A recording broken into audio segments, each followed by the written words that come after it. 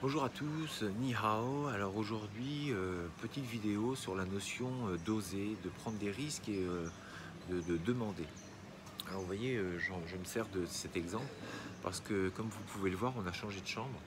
On n'est plus du tout dans la même, on a une nouvelle vue, on est juste en face la piscine qui est juste magnifique. Franchement, c'est peut-être une des plus belles piscines que j'ai vues. Elle est magnifique, elle est très grande, en plus elle passe à travers le village, donc il y a des petits cours d'eau, enfin c'est vraiment magnifique. Et donc la notion d'oser. Alors pourquoi cette vidéo? C'est que on était donc dans une chambre qui était parfaite, hein, elle était très bien, mais le petit côté funiculaire à monter, à attendre le funiculaire qui est très lent. Et donc il ne faut surtout pas avoir oublié quoi que ce soit parce qu'il faut attendre pour remonter. Et on était donc au sixième, donc c'est comme un immeuble, hein, c'est au sixième étage. Donc c'était un peu long et je vous avoue que c'est pas une notion de fainéantisme, mais c'était pas très pratique. Et du coup, on a demandé à avoir une autre chambre. Donc on s'est dit, on risque rien, on va demander, quoi. Et ben en fait, oui, c'était possible. Donc ils nous ont tout de suite une nouvelle chambre. Ils nous ont pris nos bagages et on a pu intégrer donc celle-ci en nous demandant si tout allait bien. On a dit oui, bien sûr. Non, non, on a fait un peu les difficiles. On a dit non. L'eau elle est trop bleue. L'eau elle est trop bleue et ça fait mal aux yeux. Donc on l'a prise quand même. On met des lunettes de soleil. Et puis donc cette notion de demander, d'oser, je pense que c'est essentiel parce que si on n'a pas cette envie, cette notion de demander, de demande, d'oser les choses, en fait on n'avance pas, on fait pas, on n'ira pas plus loin. Parce qu'en fait demander c'est quoi? C'est pas exiger, c'est demander. Donc la réponse peut être oui, peut-être non. On ne met pas un couteau sous la gorge à quelqu'un. Il y a toujours ce moyen de refuser une demande. Donc, mais en tout cas c'est intéressant parce que bah, vous ne savez pas quelle va être la réponse et quelle va être le, la solution, enfin la finalité. C'est-à-dire que, bah, vous voyez, le fait de demander, on se retrouve dans une chambre qui est mieux située, avec une vue qui est juste à tomber par terre. Et si on ne l'avait pas fait, ben, on n'aurait rien eu. Et en fait, on rejoint encore une fois un des principes des arts martiaux un petit peu, hein. Il y avait cette notion, savoir avancer, savoir prendre, savoir reculer, savoir donner, conserver et abandonner, tout en conservant sa rectitude. Donc 7 principes qui sont donc 6 plus 1, 6 principes qui sont régis par quelque chose de très important, c'est de garder une rectitude, c'est d'avoir une certaine forme de respect, savoir être droit quoi qu'on fasse. Savoir avancer, savoir prendre. Donc c'est vrai que dans la vie, il faut savoir avancer pour pas stagner, toujours vouloir apprendre. Donc avancer, de se dire que la vie elle est comme ça, on avance, on se donne les moyens. Et puis savoir reculer. Savoir reculer, c'est savoir admettre qu'on a eu tort, savoir s'excuser, savoir perdre. Hein, c'est une notion d'échec. Mais encore une fois, l'échec, si vous les portez sur votre dos, ça devient lourd. Si vous vous en servez comme des marches, eh ben vous grimpez. Les échecs permettent de grimper un peu plus haut et on apprend de nos erreurs, on apprend de nos échecs. Donc tous ces deux premiers principes, encore une fois, avec la notion de respect, donc de rectitude. C'est-à-dire je peux avancer dans la vie, mais sans écraser les autres, sans faire du mal, en prenant conscience que ben, nos actions peuvent faire causer des torts aux gens. Donc avancer, mais en faisant attention, donc avec cette notion de rectitude. Le deuxième principe, donc reculer, savoir admettre qu'on a eu ces torts, et encore une fois, en agissant pour le mieux. Les deux autres principes, c'est donner et prendre. Donc donner en gardant sa rectitude.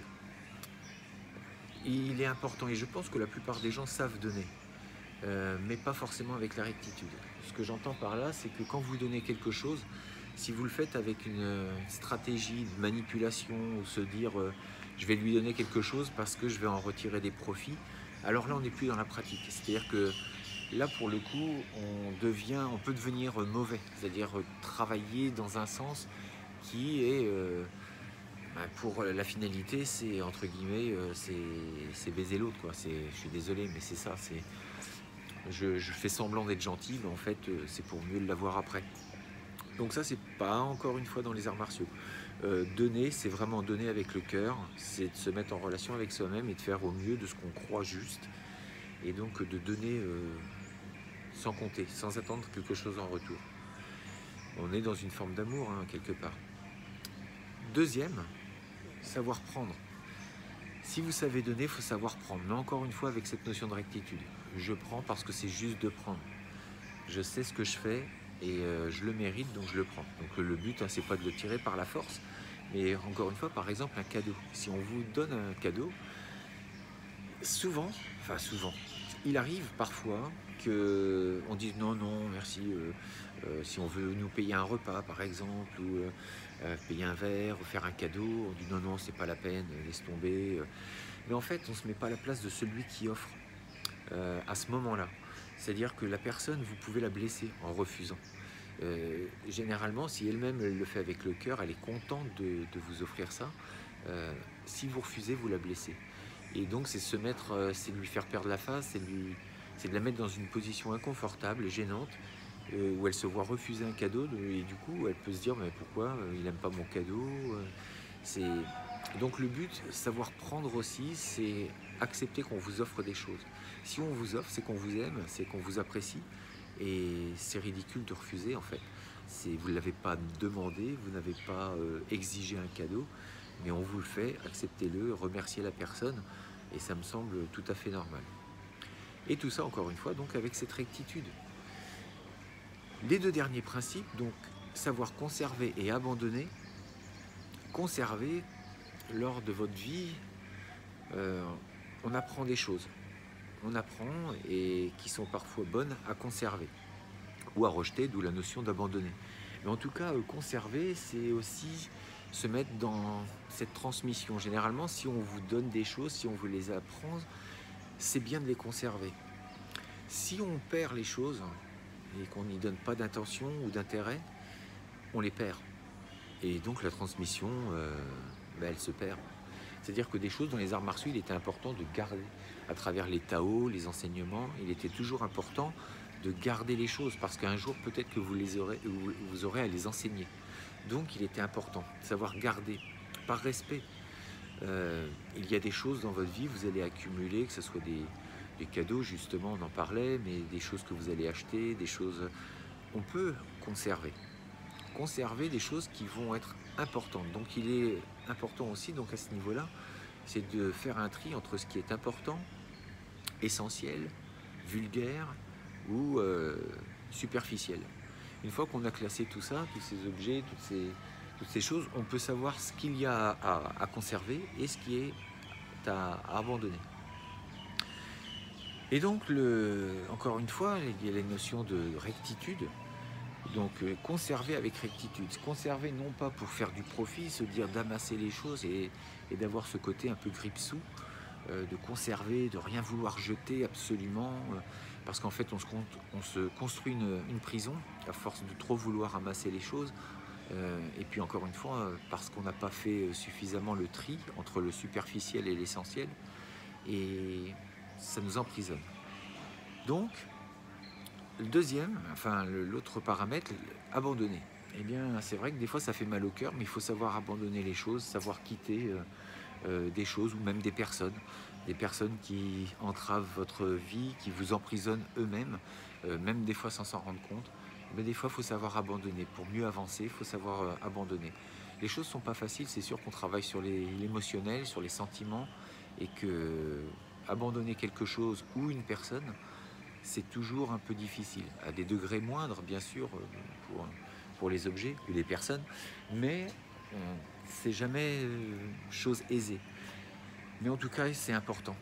Et encore une fois, avec cette notion de rectitude, c'est-à-dire que si j'abandonne, je le fais avec respect, je le fais pas de façon maladroite ou voilà, si vous abandonnez quelqu'un, c'est toujours important de faire les choses au mieux. Encore une fois, dans cette notion de respect parce qu'il y a la souffrance derrière, il y a le ressenti, donc il me semble important de faire attention. Donc, vous voyez, c'est cette notion de demander, d'oser les choses, avec cette notion de respect, avec cette notion de faire attention aux autres, euh, est vraiment essentielle. Et par contre, c'est d'oser, oser. Soyez vraiment sûr que vous avez cette possibilité de faire les choses, euh, d'oser et d'aller vers quelque chose qui vous appartient plus à vous, que vous ressentez au fond de vous-même. Donc je vous laisse sur ce cadre magnifique en espérant que ça vous fait poser des questions. Le but c'est ça, hein. Encore une fois, j'ai aucune vérité. Ce que je dis, ça vient des arts martiaux, ça vient de quelque part. Ce que je dis vient de quelque part, ce que je fais sert à quelque chose. C'était une maxime qu'il y avait, il me semble, je ne veux pas dire de bêtises, de Wang Yangming. Et j'ai trouvé cette phrase, c'est tout simple, mais voilà, c'est je dis et je fais. Et il y a eu une transmission justement. Il y a eu, donc je me sers des arts martiaux pour ce côté développement personnel. Et j'espère très sincèrement que ça vous aide, en tout cas que ça vous fait réfléchir. Je le dis encore, je ne suis pas la solution et je pense que personne ne l'est. Vous êtes la seule solution, c'est vous. On va dire que les gens, les bouquins, tout ce qui va nous aider, c'est des outils. Voilà, je donne des outils, je donne des axes de pensée, de direction, de questionnement. Après, le reste, c'est à vous. Et croyez-moi, vous avez les réponses en vous et suivez votre intuition. Suivez vos rêves, restez fort, restez beau. Et puis, on se dit à très bientôt. 再见